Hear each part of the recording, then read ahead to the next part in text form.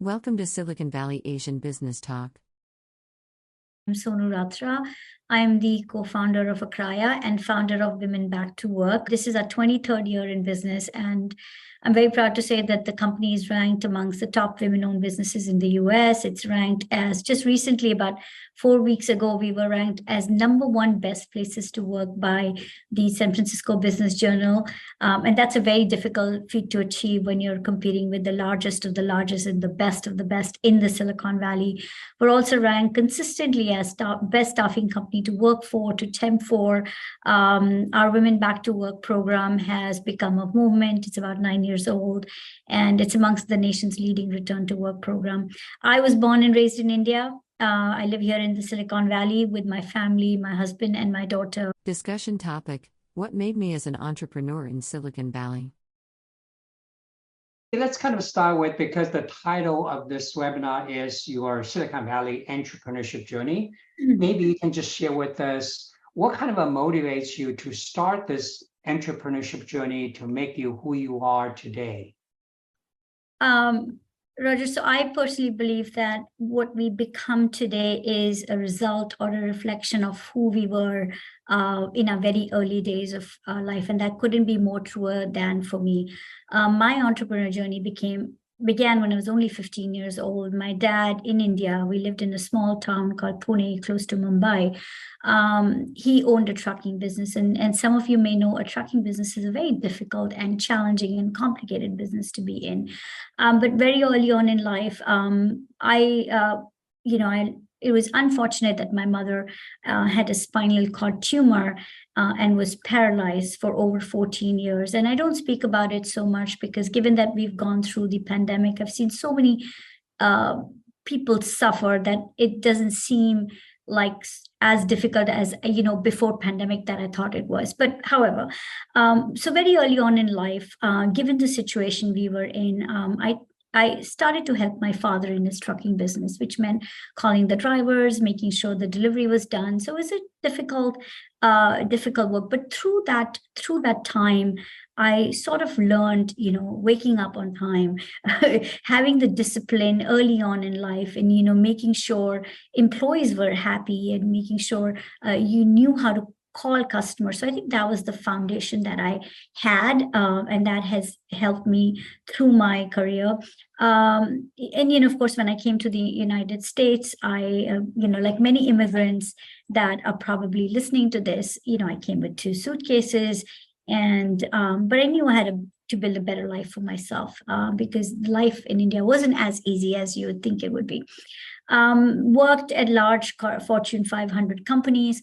But even while I was there, I tended to be, always running to my VPs and my managers saying, "Hey, look, I have this initiative. What do you think about it?" And they would be very encouraging. They would ask me tough questions, but then they would let me go and do what I wanted to do. And I think that was a blessing for me, because I was able to try out some new ideas and see if they were success or failure. And most times they were success. And I still remember this conversation in the elevator with my VP, and he said, "Well, you keep coming up with these crazy ideas.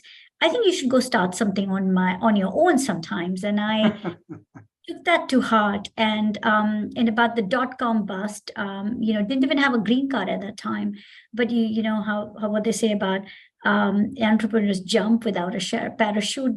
They don't think. And that's exactly what it was. During the .com bust, my husband and I decided enough was enough. We're going to go start something on our own, because we knew that although the market was very down, economy was very down, there's no other way, no better way but to go up. And so that was sort of my foundation and beginning of the entrepreneur journey. And it truly, my early on life really influenced who I have become. Discussion topic: Lessons of the initial growth of our new venture. You got a co-founder of this very impressive company called Akraya, which is the staffing company. Maybe you can share with us, actually, looking back of the history of this company, what are some of the major milestones, transitions as you grow this, company, and what are the lessons you learned over this kind of a company's journey? Sure. So when I look back at Akraya and our evolution, I sort of think of it as phase one, like 2.0 Akraya, 1.0, and then 2.0, right? And today we're in 2.0. We've always had an organic, healthy growth along with financial stability. Maybe I'll tell everybody a little bit more about Akraya. So Akraya is a leading provider of staffing and project solutions. And I said we are amongst the top staffing companies. It's very easy to get into the business of staffing because it does not require a lot of capital. And most staffing companies, and you'll see there's thousands and thousands of staffing companies out there. But then as you start to grow is when you start to get so you can easily grow to about 25, 30 million in revenue. But it's after that, it's a very steep climb. And amongst the top 20 staffing companies or top 30 staffing companies, the numbers start to reduce. So as you can tell, you could have a great, healthy growth in the beginning, but then, market conditions and your everything that you thought would work may not work. So that's why I call our evolution to be Akraya.1 and Akraya.2.0. And maybe I'll talk to you about Akraya .1 and our milestones. Major milestones at Akraya have definitely been through our years of growth, which is the early 50, from 2001 to 2015. And what I remember is, acquisition of a major customer is certainly a good milestone. Setting up our recruiting centers of excellence when most companies like Google were hiring away our recruiters. And so we said, okay, well, now we have to go to India and create a structure there because we can't compete with the Googles and we can't pay that much. So that was a milestone for us. Becoming preferred partners to our customers, bringing the repeat business was certainly a milestone. Expansion of our offerings to our customers or adding new lines of businesses.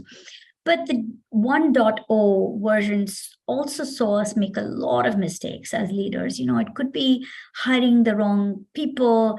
It wasn't paying attention to a large customer. It wasn't, was really in denial of what the market was asking for or where the market was going, not being deliberate enough, not being strategic enough. So there's plenty of learnings during this time and this phase of our business. And some of the learnings was, you can't lose focus, which still helped us get to that good number, right? It was focus. It was consistently reevaluating the business, pivoting with market conditions, ensuring you continue to think about what are the employees looking for? Are we really listening to them? So those are some very important and key learnings during that first Akraya 1.0. It's very interesting, actually. I would like to maybe ask a follow-up question because you said in your very early phase, like 1.0 time, you tend to kind of lose focus and not paying attention to some very important signals from the market, from the employee.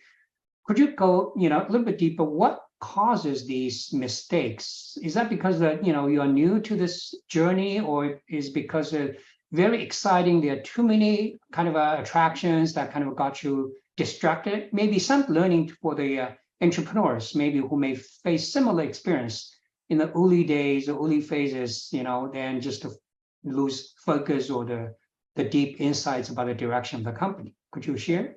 Absolutely. So, certainly we were more inexperienced. Today I have close to 30 years of experience in the industry.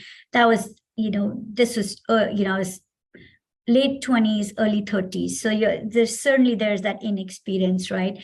At some point, maybe you feel like you know better, right? And I think today I recognize that I felt like we knew better, right? But I know better than anyone else. But that is certainly, we were used to operating the business in a certain way, right? And the market was seeing something else. So it was again in denial, like, well, that we're not going to go there because we're used to doing business in a certain way. So I think that was certainly a mistake. I think we're sort of in tune to recognizing the efforts. I think also the investments, we've always made investments in the business. Absolutely. But I think investing in yourself that early on wasn't as important as it is today.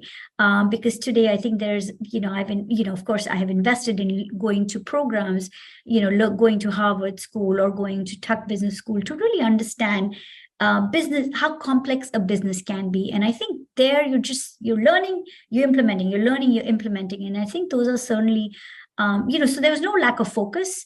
There was no lack of hard work. There was no lack of a high sense of integrity. Those are values we've had, but really, really, truly understanding how to operate a business, and that inexperience may have showed. Discussion topic: what is our secret sauce to scale up? Your company is doing very well right now and has scaled up a lot. Would you please maybe share some of your reflections as you kind of bring this venture company to this stage, like a scaling up? What are some of the lessons I'm sure a lot of entrepreneurs would like to know or learn? Absolutely. And so this is what I call our Akraya 2.0, which is post 2015, 2016. That has been our biggest years of growth. And, this is where we've become a mature and experienced organization. And this is what we call our journey of scaling up. This is the time where we really took a hard look at how do you reboot your people? How do you reboot your processes, and how do you reboot your systems? And how do you ensure the culture drives the people, the processes, and the systems to be able to scale and be successful? And this is where we've seen our biggest sort of landmark milestones, whereas hiring leadership for every function of the business, or creating roadmaps on where do we want to go, or training our teams for optimal performance.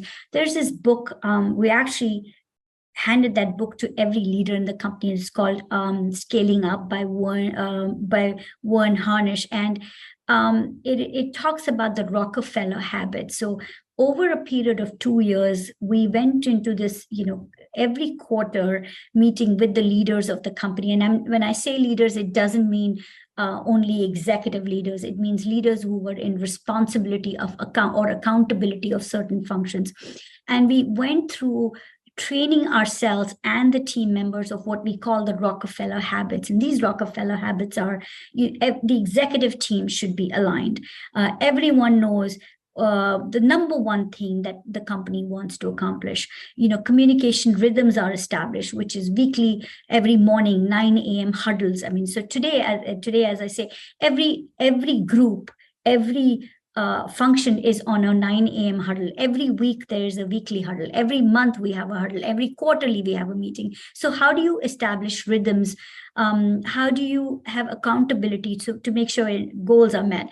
How do you collect employee inputs? How do you collect customer feedback? We are a big believer of so during this exercise of scaling up, we worked on our values, our core purpose. And so what is our purpose? Of course, we knew we have a purpose, but we never defined it. What is that purpose? And today our purpose is delivering 3 times karma. And every single person in the company knows about this purpose. What are our core values? We have 4 core values. And every time, in fact, in about 10 minutes, we have what we call our CEO update.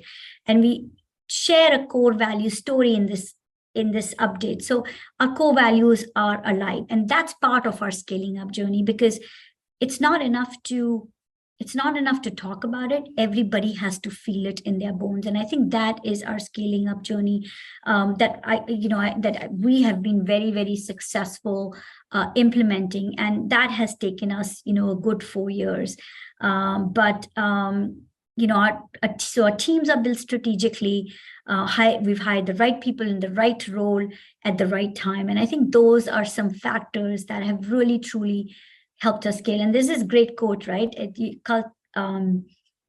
don't have the right culture, strategy is not going to work, right? And I think infusing that culture comes from the top, and it has to be to every single member of the company. And truly, I think that has been our, if you could call it, our secret sauce to success. Discussion topic: transition from corporate jobs to entrepreneurs.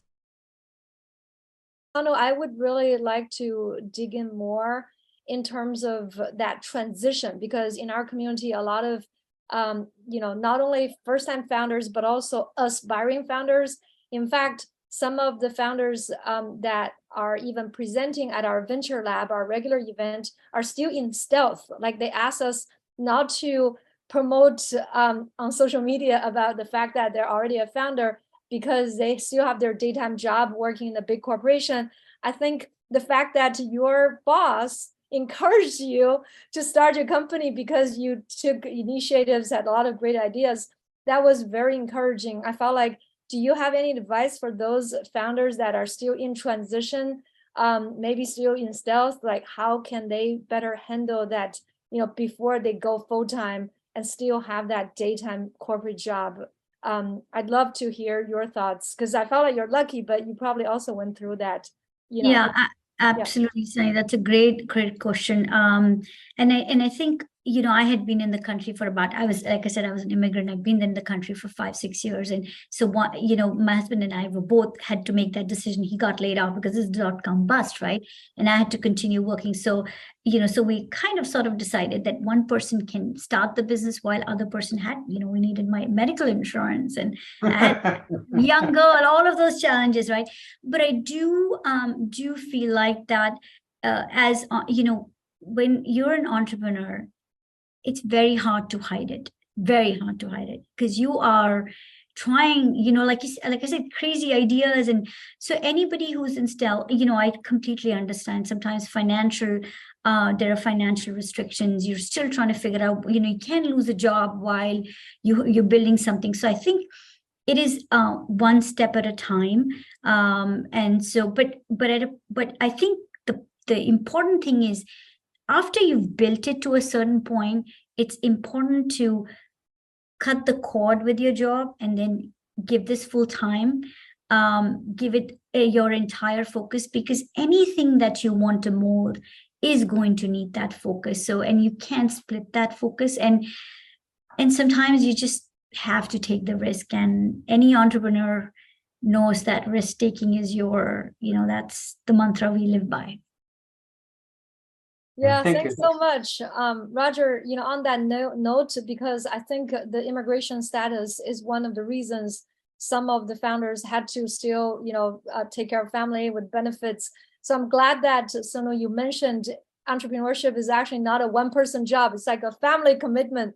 You have to coordinate with your spouse and with your kids so that everybody's on the same page. And when you're ready to jump, you're all ready. So thank you so much for addressing that. Discussion topic: how did we get early clients for our new venture? I do have a question in the chat. How did you get your first new clients? Yeah, that's a really good question from Ava, I believe. I can tell you that the first couple years, one of the decisions we made was we've got, and this is .com bust, so real estate wasn't as prime as it is today, right? Which actually right now it's not really, but it was, a small tiny office where we decided, well, look, we're going to get that office and we're going to go into that office every day, because if you work from home and you have a toddler in the house, like a newborn, it's not going to work. So it was that first thing was, you mentioned, Roger, you said the discipline, right? It was that discipline that does not matter what you do, 8 a.m., figuring out your family, and then going into work. And then from there on, you are the concierge, you are the receptionist, you are the cleaner, you're the payable invoices, you're the one who's paying you're the salesperson, you're the recruiter, you're everything, right? So how did we get our first client? It was that relentless picking up the phone and calling. And this is 25 years ago. Cold calling was a thing. Today, no one cold calls. But at that time, you could pick up the phone and you just call and telling your friends, your relatives, your family, everyone, look, this is my business. I need help. Can you connect me with this person? Can you connect me with that person? Not so much networking, not going to networking events, because first it was important to build a business. And again, ours is not, it's a staffing business, so it's maybe slightly different. But it was, the first few clients was, really calling our friends and saying, hey, look, would you be able to help us? Give us this one rack, give us this one, and we'll be able to fill it. So, and once you get that first opportunity, which again, you have to be relentless, that's it. Then you have to prove yourself. And that's how we got our first clients. You get your first client, and then you perform, you repeat your excellence, and you just have to be really, really careful about not giving up at that time, because that's an opportunity you can't lose. Discussion topic: women back to work, a national movement to help women. one thing I know, Sonu, you are very passionate, and also you are successful in growing this movement called a Women Back to Work. And you basically grow this as an initiative inside your company, right? So would you please maybe share a little bit information about this initiative, this movement, within the company, and how does that kind of affect your business? Sure, I can. There's just one question here that someone says, how did you know your pricing is right? And I can quickly answer that. I'd been in the staffing world. I'd worked for Genentech and Cisco, and I was on the other side of hiring. So I knew the gaps in the market. So I knew how to fill that. And so I therefore did know the pricing. So you have to know your market. But great question. Okay, so I'll come back to Women Back to Work, Roger. So as I was mentioning, the newborn baby at the house. So I was, I had to pause my career, and I had a very thriving career. And because I had a child, and like many mothers, across the world have to pause their careers. And so I left my job, and when I tried to return, I faced multiple challenges. And, I had a master's degree. I had, as an immigrant, many of us are highly educated, right? We have a good job. I was at the top of my career. None of that mattered. What mattered was there was that resume that was staring back at me, and people I was applying to with that 18-month gap, and they would reject my resume. So it was very challenging. So I did get the job. And then as I founded the company, Akraya, it became part of our mission to help women who had, taken breaks for, taking care of their parents or raise their kids or raising families. And so today, this program has become a national movement. And what the purpose of the program is, and again, we've learned that it's very important to have a purpose. So the purpose is create systematic pathways to facilitate the re-entry of women back into the workforce. It was founded not as a nonprofit, but as an initiative of Akraya. And it was just an effort to help women. But over the past 9 years, it has, many Fortune 500 companies, and I can name a few: Cisco, Pfizer, Workday, Bank of the West, Farmers Insurance. We're actually being able to work with them where we've created what we call returnships. It's like an internship for someone who's going back to work. And these returnships have changed the trajectory of career and lives of women. So it's a very successful program. It's a national movement. And I'm truly proud to see the profound impact we have on the lives and careers of women. Discussion topic: Doing good for society is good for business. My story. Look at your background. You are involved in many kind of social activities, initiatives, such as Western Regional Minority Supplier Development Council, IEE National Board of Directors, Silicon Valley Leadership Group, and obviously Women Back to Work initiatives. So maybe you can just share with the audience, how do these social activities either positively or negatively affect your business, and also what are the lessons in connecting those social activities to your new venture business? So I personally believe that with success come they come greater responsibilities. And as any immigrant, we've seen life in a different country, and we've seen the struggles in a different country. So it's very important to give back, right? And doing good, I believe, is also very good for the business. And that's not why we do it, but I've seen over the years that doing good is very good for business. In the early on years of founding the business, there was no time to go network, right? Because you had to build the business from ground up.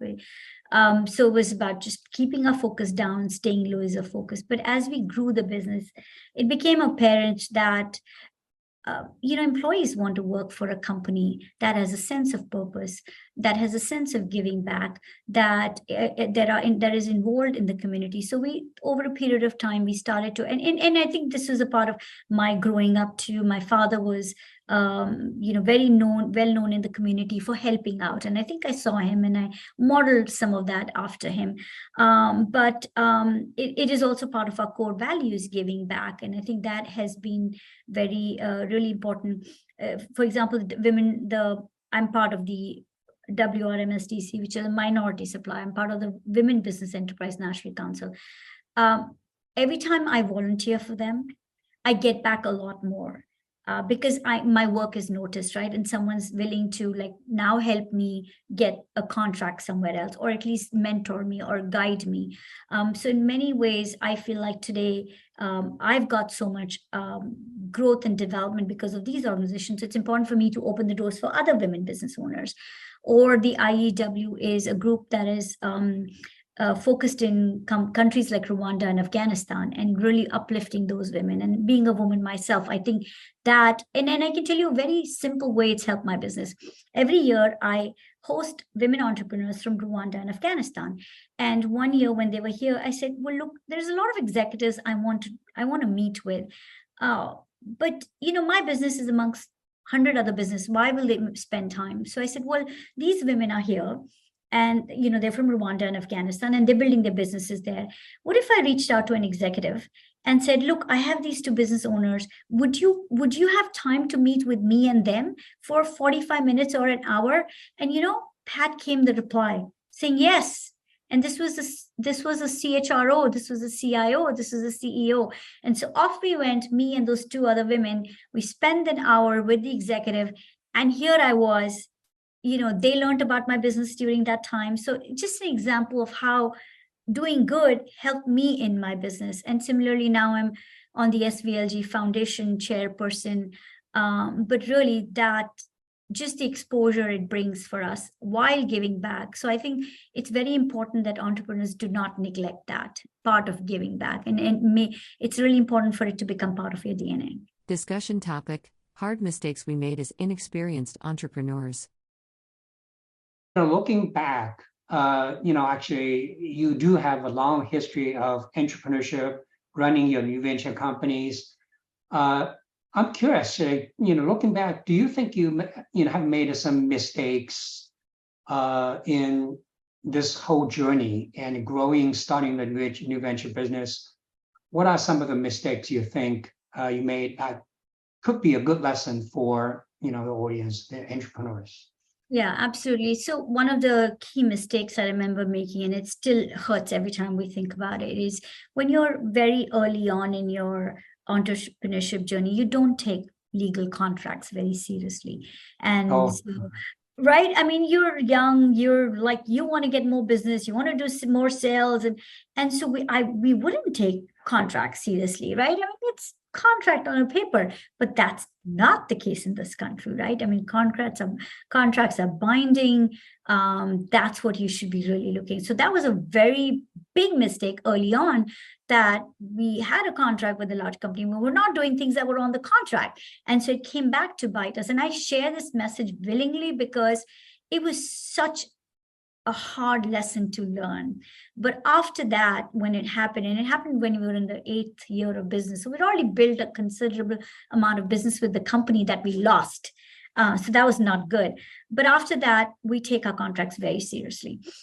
We have contract extracts, which is so that everybody on the team, or that team for that customer, should have read the contracts, memorized the contract. We have contracts summaries so that they can quickly see what are the 5 important things. So that's one. Second is a big mistake is hiring. You should always hire slow and fire fast. But in many cases, you hire someone and they aren't performing to their optimal best, but then continuing for 6 months, that becomes a year, that becomes 2 years, that becomes 3 years. So it's really important to know that lesson when and we all make hiring mistakes, especially as an entrepreneur, young, and you're inexperienced, but it's really important to recognize that so that it's good for both parties, that you can part ways. So I think that is a very important lesson, certainly. And today we actually use what we call the predictive index to hire, which means we are able to match people's values, so we have a very, very positive, strong, thought out hiring process so we don't make mistakes. That's interesting, because if I'm hearing you correctly, say high, slow, fire, fast. Is that what you were saying? So we have the hire slow. So you really care about who you hire, and then if they don't work out, make that decision really quickly. And we Okay. actually follow, but we don't. Now we don't have to. Now we don't have to part ways with. I mean, we have a very high retention rate. In fact, we're ranked as best places to work for that exact reason, because our retention rates, our employees speak very highly of us, because we've learned it's important to hire the right people. And that, I think, was a really difficult lesson early on. Discussion topic: concrete steps/action to build our new venture culture. How do you kind of suggest funding teams to create, the realization that building culture is extremely important, and how, should they approach considering how to develop, it further? So it's basically about a culture building, and also, any kind of a comment on that? Yeah. So we believe that you can tell, oh, culture is really important, culture is really important, culture is really important. That's not how you build a culture. The way you build a culture first has to be from top up, right? So what are your guiding principles? What is the culture you want? And we have, for example, it's built on our values. Our values are core. We have 4 core values, which is own it, sense of urgency, learning, and giving back. And so we want to infuse these values in our culture. So how do we do it? Which is, I think, what is the culture? Rami said, sorry, I don't know if it's she or he, but how should they approach considering how to develop it further? This is how we develop it. Like I said, we're very transparent about the good and the bad at the company. So, and I just said at 5:00 today, we have a CEO call, which talks about what our numbers, and the numbers are not looking good right now because the market is what it is. But everyone on the team knows that they know exactly what's happening. So that is how you develop it. Every quarter we come up with goals and objectives. So everybody is responsible for what they do. We have a quarterly theme, which is a fun theme. And for example, last year was going around the world in 90 days, which is a quarter. So everybody had to walk a certain amount of steps to get to that goal, right? So it was made up of people from different parts of the company. So that is how we developed it further. So they got together, celebrating small wins, whether it's Mother's Day or, Thanksgiving, or everybody does it, but really bringing the teams together, sharing stories. And not me sharing stories, or not the CEO sharing stories, or not anyone. The team shares, okay, I actually gave back in a certain way, and here's my story. So I think people learn from each other, and I feel like that's how we've been able to develop it further. You have to live your culture every single day. Discussion topic: how to build business for future during difficult time. Could you share with us, your journey, the difficult times, the challenging times, and how do you overcome those challenges, and also lesson for the future entrepreneurs? Yeah. So as an entrepreneur, one of the most important things is to be very financially savvy, right? Making sure your business is financially stable and healthy, right? Because if that is good, you can survive recessions, or you can survive economic downturns. So being prudent, that I think is like the most, really keeping a hawk eye on how your numbers look, right? That's really critical, because a lot of times entrepreneurs get so busy in their operations that they don't care about the financials. So that is certainly one piece. And so then, having said that, how you kind of bounce back is, look, knowing that a business can never be always moving up, right? There's going to be ups and downs in the businesses. So that was your question. How do you sort of keeping the team motivated during those ups and downs, I think, is really important. Knowing that there is the other side of the tunnel, there's some light. Preparing, constantly sort of preparing for that future, during your business, when you're running the business, becomes really important. So I think those are things that come top of mind. And then becoming, don't be hard on yourself, right? I mean, like, for example, what we're going through the market right now is no, I mean, we were doing extremely well last year and our numbers are starting to go down, but that's not a fault of the team. That's not a fault of our employees. That's not a fault of ourselves. So keeping that spirit alive as an entrepreneur becomes really, really important, and do whatever it takes to keep that spirit alive. That's very interesting, actually, because how to not only just to keep up this kind of the spirit among yourself as a founder, but also within among the employees, right? The teams, give them like a confidence. Maybe could you share a little bit kind of what do you actually do to keep this kind of spirit up, to keep motivating employees to say there's always the light at the end of the tunnel? How do you kind of keep, how do you do that, in other words, actually? So first is we don't lose our values, right, during a difficult time, correct? Second is during slow periods like this, you invest in training. I mean, we have what we call our Akraya Academy, which is our own learning platform. The last 2 years, no one has had time to go through that training, but we have more time today. So we're making a conscious effort to making sure people are, picking up skills or upskilling where we felt there was, and then some hard decisions have to be made, right? Which no entrepreneur wants to make, but fortunately, we're still good. But those are not giving up on the important things, which is, we're still going to do our July picnic, and we're going to do it at the same level we do it every year, because that's when the teams come together. That's when that's also part of the cultural building, I guess. So that's part of the culture building. But having said that, we're starting to get laser focused on, look, we've got all these list of customers that we haven't, we're number 5 on their performers list. We need to get to number 1 now, right? And so really evaluating our customers. Where is it that we can do more business? Where is it that we can where is it that we can improve performance? So it's really important during these times to, of course, look at the values and culture, but then also, take a deep dive look into your business and see things that you can change, which I think you have to constantly do. Discussion topic: my growth journey as an entrepreneur. If you look at your own kind of entrepreneurship journey, have you changed the way approaching the running the business or dealing with employees, either your attitude or your practice, your perspectives, as you gain more and more wisdom, more and more experience in entrepreneurship?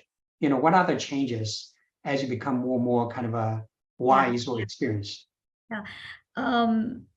That's a really good question. Absolutely. There's an inexperienced me, and then there's the experienced me. And over the years, you learn from your own lessons and you learn from other people. And I've had the great fortune to learn from a lot of other women and a lot of other leaders. I think the most important one is finding my own confidence and the strength of my own voice. Earlier on, I would know something is right, but I would doubt myself. But now being able to conquer my self-doubt, and I think more women do this than men, but really, or being very, the thinking of, well, I don't deserve this, or I'm not, how could I be getting an award, right? It's not possible.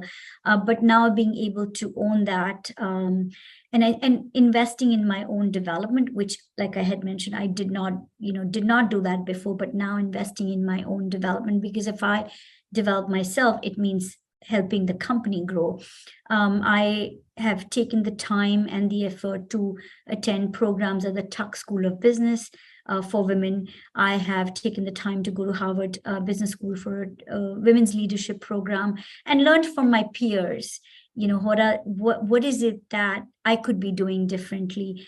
And I think that all of that has opened my eyes to what challenges women face or women entrepreneurs face, and how do I solve them by putting my emotions aside, right, in a practical way. And I think that has given me the power to operate my business better than I did before many, many years ago, and become even become a more compassionate leader. Very good, actually. Maybe let me ask a follow-up question. Actually, that's great.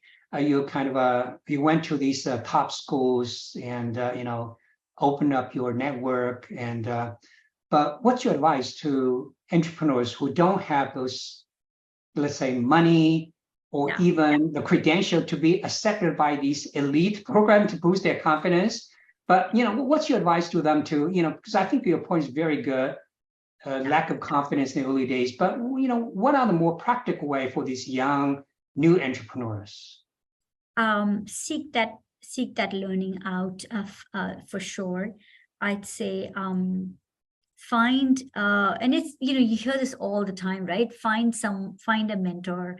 Sometimes mentors are not easy to find, right? Or find a mentor or a sponsor. And there's a difference between mentors and sponsors.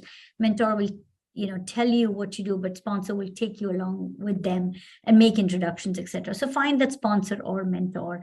I can't tell you these programs I've done are more recently, but in the first 15 years of my life, there was a mantra I've always lived by: ask for help.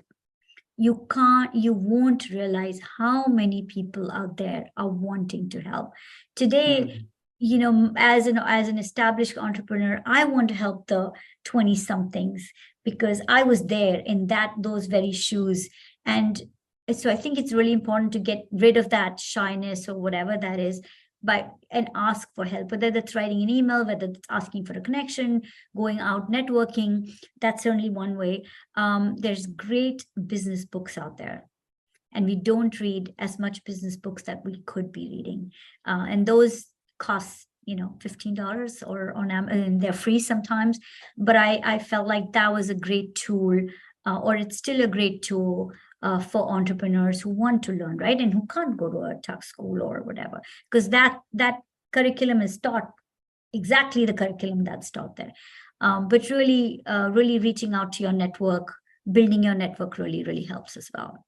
Discussion topic: advice on starting your entrepreneurship journey. I also wanted to share that, just given what we know about the Born Global community, we do have a lot of international students who are, exploring. That's one subset of aspiring entrepreneurs that are also facing additional challenges. And then another group I would say are, mid-career. I think we already touched on it, like transition. They're not 20-something, they might be 30-something or even 40-something, had already a previous life living the default. And now, considering, especially with all the external turbulence, right? I think sometimes it's almost like they don't have a choice now that there's a lot of layoff going on. But then other times they feel like it's their time, like it's really their time to pick up something. I felt like for all these special group of people, Sonu, I wonder if you have advice for them taking the next steps. Yeah, I'm so glad you brought that up because, I was just thinking about that not every entrepreneur is going to be, that right. And I say this because I work with so many women who pause their careers, are going back, and it's like second innings for them, right? And these are smart, amazing women. And many times they'll come and say, look, I want a job. And I'll say, you could be starting something on your own because you have that, that aspiration where you could be doing, whatever, because they've had the career in the past. So no reason for them to not do that. I think it is never too late in my mind to become an entrepreneur. I almost think my first 15 years of the entrepreneur life was, really it started in 2015 is when I started to see the change. And that was because of the experience. So it's really honestly never too late to become an entrepreneur. And I think as long as you have that fire in the belly, and that financial, because that doesn't go away, you want to make sure your family's taken care of. Taking some risks is, again, going back to that, is critical to growing your business, because that's how you you start to see those results you want to in your whatever that business is, for sure. And don't let your business be the best kept secret, I would say, because that's how you ask for help and that's how you ask, others. So yeah, I'm really glad you mentioned don't keep it in stealth, right? Number one, don't keep it a secret, because how are you going to validate if you don't even share with people? How are you going to get feedback? How are you going to get to your customers? And of course, I'm biased because Roger is a professor of management. I'm a professor of marketing. Whenever I see a networking event that says, you can't be bragging about your business, you can't be like self-selling, I was like, what's the point of getting people together and unable to talk about their building? I just felt like that defeats the purpose. So here we want to encourage everybody to relentlessly, quoting Sonu's word previously, and then I also saw a few founders that we partnered with women in AI, and the women founders from those cohorts are very familiar with the words that we often quote, which is shamelessly bragging. It's almost like we are so humble, right?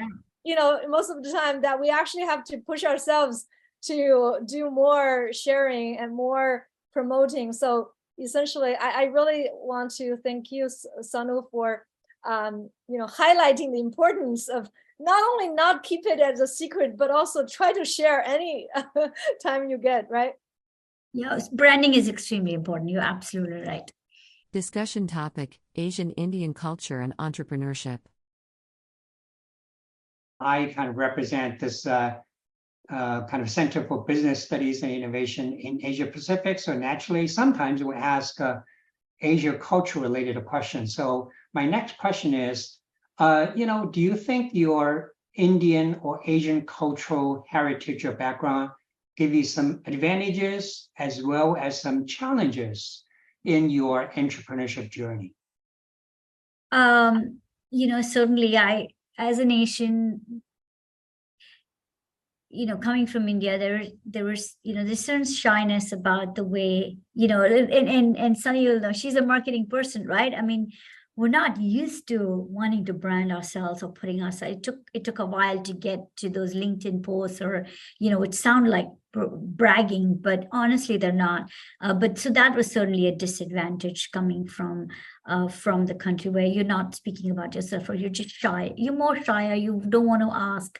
You don't think too much about yourself, and those are self-detrimental, very, very self-detrimental. Although you're highly educated, right? I mean, but we don't brag about ourselves. And I think the advantages are, the word no does not exist in my dictionary, because, in a country like India or any other developing country, you have to go through lots of hurdles to get where you are. So if you just said no, you would never get to anywhere, right? So it's day in and day out. So that being able to manage complexities, not hearing that no, so continuing down that path, risk taking, those are certainly advantages. And our communities, our Asian communities are very, very helpful. And that, I think, is the power of coming from from our communities in our different countries. And there's such great, we come from very enriching heritage, very rich heritage. And I think being able to go back and look at it and then use those values and then adapting it, I think that is very powerful. Discussion topic: timeless lessons / wisdom that guide my work and life. After so many years of entrepreneurship, your learnings, have you kind of developed a few kind of timeless lessons that continuously remind you when you face some difficult decisions or uncertainties? Hey, this is something kind of guides your, it's almost like a philosophical wisdom in entrepreneurship that guides you or reminds you continuously. Yeah. And maybe some of it is personal and some of it is professional. I'll share both. I think on the personal level, work never goes away, really. You go to bed and then work. And there were times when I would spend sleepless nights thinking about work, and I don't do that anymore. So I have, that's a lesson learned for me, that nothing is worthy of giving you the stress. It's very easy to say it, but you have to learn it the hard way. Creating that balance is extremely important. And I still don't think I have that balance I'd aspire to. But on the personal sides, I've learned that investing in perhaps meditating twice a day will help me in my personal, but also helps me become a balanced professional when I, bringing my best self to work with our teams or with people that I work. I think that, so it helps me both professionally and personally as well. I think the second important thing is managing and investing in your relationships is critical to an entrepreneur. Continuous learning and continuous improvement is a big lesson learned, because that's how you grow yourself, and that's how you grow your company as well. So those are, few nuggets I have personally learned over the last many, many years. Thank you for watching.